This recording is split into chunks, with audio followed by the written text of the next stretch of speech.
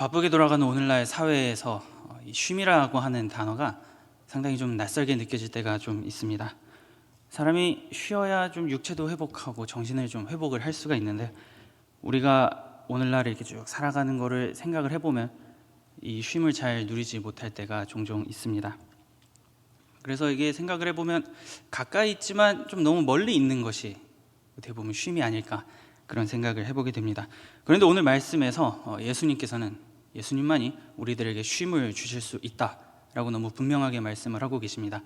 그러면 예수님께서 주실 수 있는 그 쉼은 도대체 어떤 종류의 무엇인지, 저희가 이 마태복음 11장 28절부터 29절까지의 말씀을 가지고 함께 알아보도록 하겠습니다.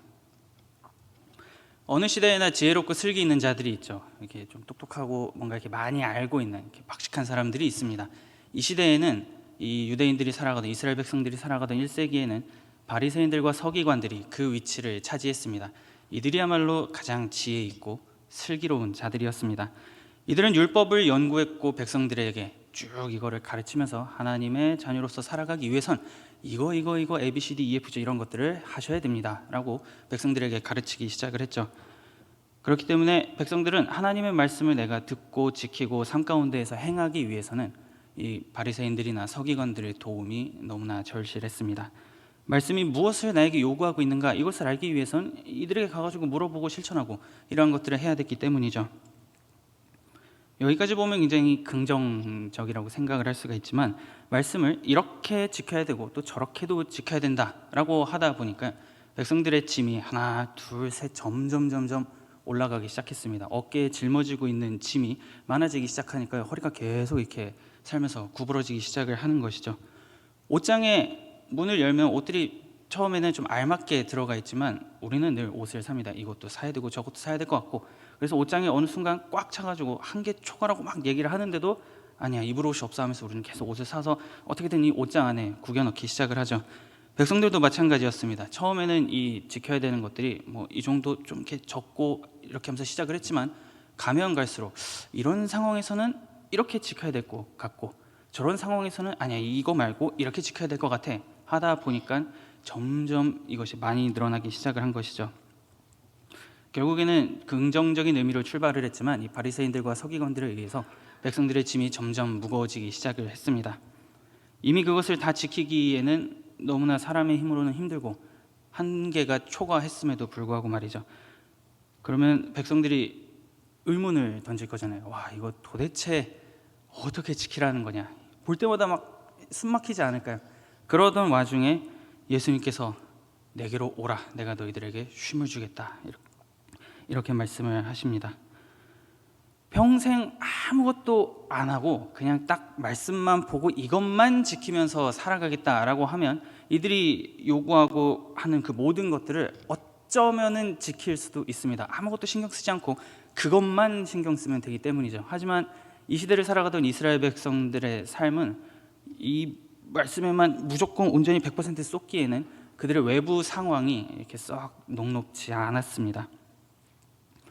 우리가 잘 아는 대로 이들은 로마의 압제로 굉장히 많은 고통을 당하고 있었죠. 삶이 피폐하고 가난하다 보니 하루하루 살아가는 게 그저 하루살이 인생이었습니다.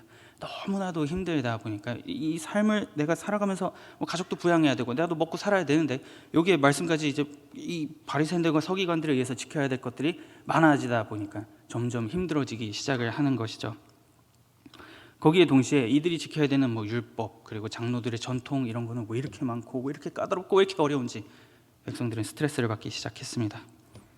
책임과 의무가 너무 많이 부과되다 보니까요, 사람이 뭔가 계속 많아지다 보면, 의무나 책임이 많아지다 보면 탈진하듯이 이들은 영적으로 점점 탈진하고 지쳐가기 시작을 했습니다. 하지만 이거를 전부 다 끝내고 이걸 전부 다 완수를 해야만 너희들이 쉼을 얻을 수 있다라고 이제 바리새인들이나 서기관들이 자꾸 얘기를 하니까요, 그냥 지친 몸을 이끌고 계속 매일매일 어쩔 수 없이 살아가던 그러한 사람들이 당시의 이스라엘 백성들이었습니다.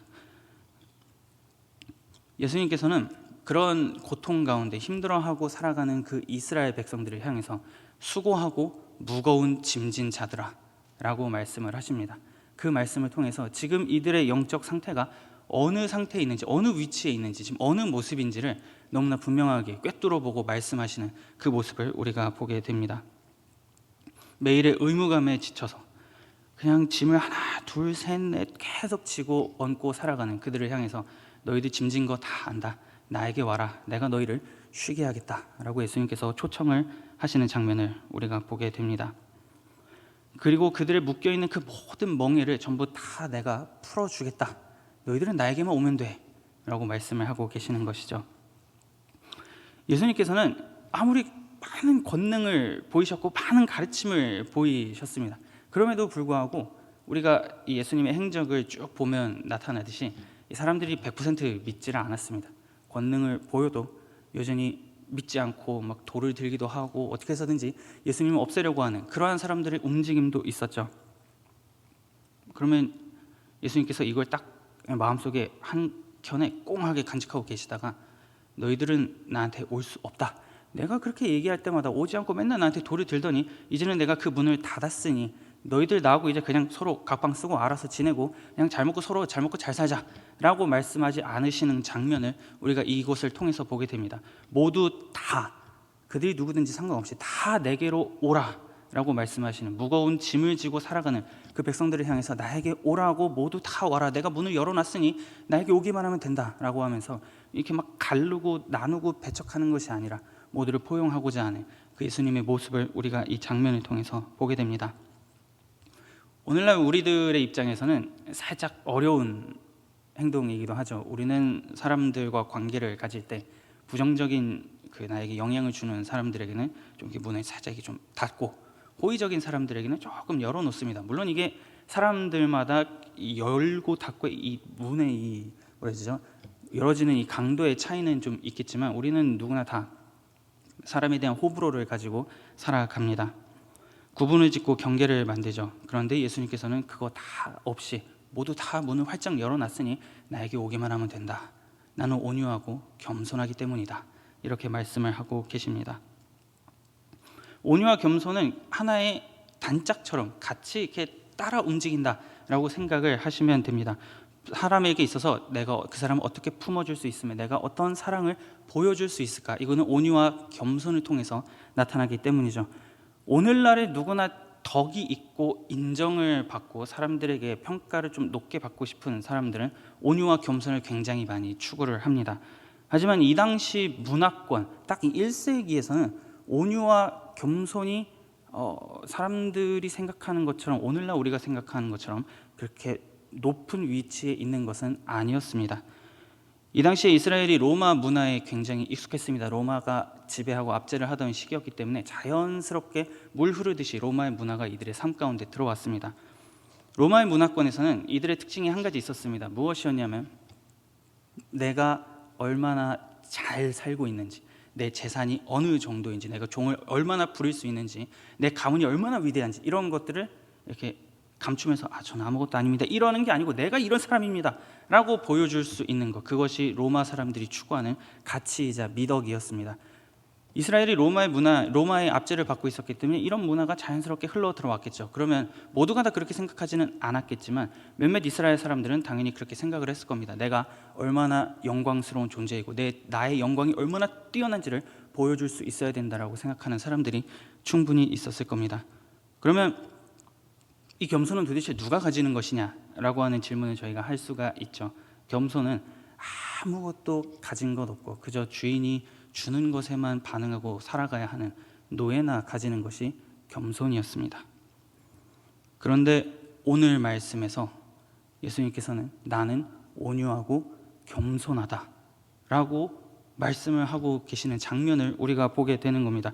스스로 이걸 다른 사람이 저 사람은 온유하고 겸손해 라고 얘기하는 게 아니고 예수님 본인의 입으로 말씀하시는 거죠. 나는 겸손한 자다 라고 말씀을 하고 계시는 겁니다. 나는 자원에서 종의 자리까지 낮아졌고 나는 나보다 남을 낮게 여기는 자다 라고 예수님께서는 너무나 분명하게 말씀을 하고 계십니다. 그러면 이 당시에 이 말을 다이렉트로 그냥 실시간 스트리밍으로 듣는 이 이스라엘 백성들은 엄청난 충격을 받았을 겁니다. 세상에 어떻게 저런 말씀을 하실 수가, 나는 온유하고 겸손하다, 어떻게 이런 말씀하실 수가 있지, 저분이 얼마나 많은 능력을 행하셨고 얼마나 위대하신 분인데 왜 자꾸 스스로 자기가 종의 위치까지 낮아지고 종처럼 섬긴다고 말씀을 하는 건가 라고 하는 충격을 이 당시에 이스라엘 백성들이 받았을 겁니다.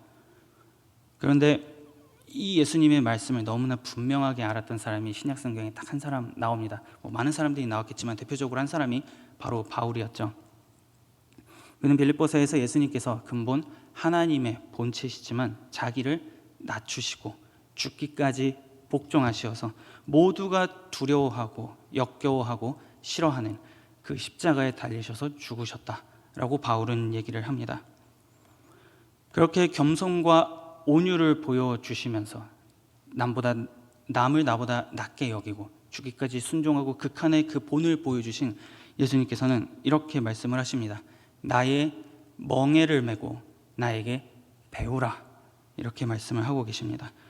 종교 지도자들이 바리새인과 서기관들이 그동안 요구했던 그 수많은 짐들, 너희들이 세상을 살아갈 때마다 말씀을 지킬 때마다 하나 둘씩 얹어서 계속 허리를 굽어지게 만드는 그 모든 것들, 그걸 전부 다 내게로 와서 다 풀어버려라 라고 예수님께서 말씀을 하고 계십니다.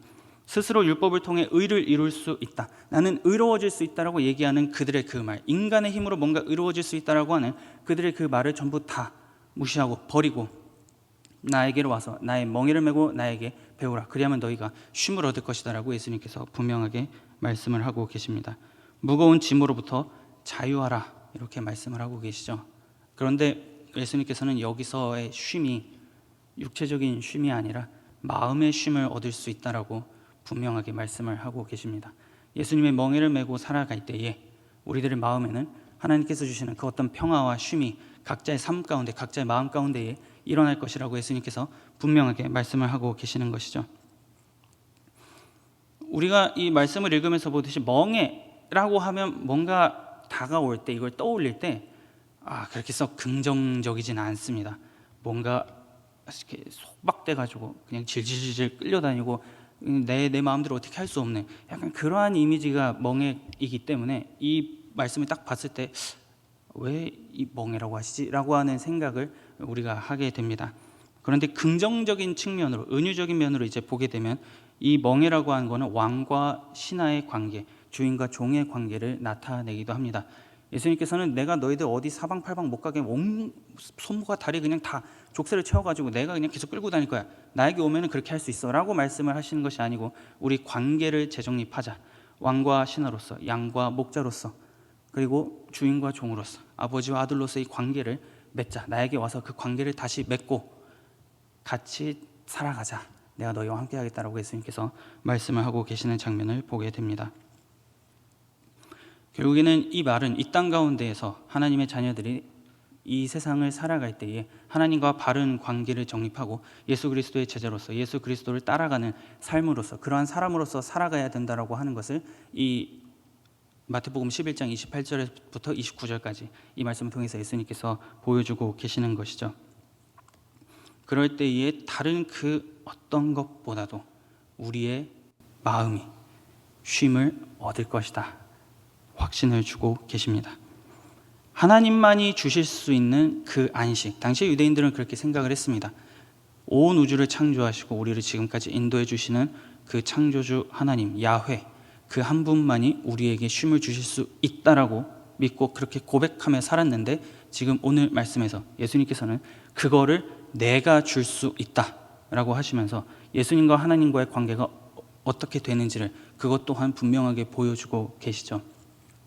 내가 하나님의 참 아들로 이 땅 가운데 온 너희들의 메시아다 라고 하는 장면을 이 쉼을 주겠다라고 하는 표현을 통해서도 우리가 볼 수가 있게 됩니다. 멍에라고 하는 것은 아무리 그래도 마냥 편하지만은 않습니다. 뭐가 이렇게 하나씩 채워지는 거니까요. 자유를 갈망하기에는 좀 부적합한 것처럼 보이기도 합니다. 하지만 우리가 오늘날 매일의 삶을 살아가면서 나는 예수 그리스도를 믿는 자이고 예수 그리스도를 따라가는 사람입니다 라고 한다면 예수님께서 보이신 자기보다 남을 낮게 여기고 말씀에 죽기까지 순종하고 복종하셨던 그 멍에를 오늘날 우리들도 메고 따라갈 수 있어야 된다라고 하는 것을 우리가 보게 됩니다. 그리고 동시에 우리가 지금 지고 있는 그 모든 무거운 짐들, 그거를 다 내려놓을 수 있는 그러한 용기 또한 우리들에게 필요하다라고 하는 것을 이 말씀을 통해서 우리가 보게 됩니다. 그리고 그렇게 예수님 앞에 나아갈 때에 온유하시고 겸손하신 그분께서는 너희 왜 이제 왔니? 하면서 나가, 내가 여태까지 너 불렀을 때 뭐 한 거야? 이렇게 말씀하시지 않고 문을 활짝 열어놓고 어서 와라 라고 맞이해 주시며 너에게 쉼을 주겠다. 이제 내 안에서 평안해라 라고 말씀을 해 주실 겁니다. 그리고 오늘도 그 예수님, 그 하나님께서는 우리를 부르시고 계시죠. 그렇기 때문에 삶을 주시고 이 땅 가운데에서 다시 한번 그 하나님 자녀로서 그리스도를 따르는 제자로서의 삶을 살아가라고 말씀을 하십니다. 그것이 곧 표대를 향해 달려가는 그 하늘의 시민권을 가진 자의 삶이 아닐까 그렇게 생각을 합니다. 우리가 예수님을 통해서 하나님이 어떤 분이셨는지를 말씀을 통해서 보듯이 세상 또한 마찬가지입니다. 우리를 통해서 하나님이 어떤 분이신지를 봅니다. 예수 그리스도께서 보이신 그 온유와 겸손의 자세, 그거를 메고 가야 되는 이유는 세상 또한 우리가 그렇게 살아가는 모습을 보고 하나님이 그런 분이시구나 라고 하는 것을 보기 때문이라는 것을 이 말씀을 통해서 보게 됩니다. 그리고 동시에 그 멍에를 메고 살아가는 그리스도인들의 삶이 마음의 쉼을 얻고 평안을 누리면서 나아가는 그 모습을 보며 하나님을 믿을 때에 그분께서는 마음의 쉼, 평안을 주시는 분이구나 라고 하면서 더 많은 사람들이 하나님을 알게 되는 그러한 일들이 일어나게 될 것이라고도 이 말씀을 통해서도 우리가 볼 수가 있습니다. 그리스도인으로서 살아가는 그 유익이 무엇인지, 멍에를 메고 그 삶을 구현할 때에 그분의 임재 안에서 살아가는 쉼이 무엇인지 우리도 알게 되고 세상도 알게 될 것입니다. 오늘 하루, 이 하루를 살아가면서 내가 그 멍에를 메고 온유와 겸손함으로 세상 앞에 나아가고 그리스도의 제자로서 다시 한번 살아가겠습니다. 이러한 마음을 가지고 예수님께서 보이신 그 길을 나도 따라가겠습니다 라고 하며 결단하며 다짐하며 주어진 이 하루를 살아갈 수 있는 저와 여러분들이 될 수 있기를 마음 다해 축복합니다.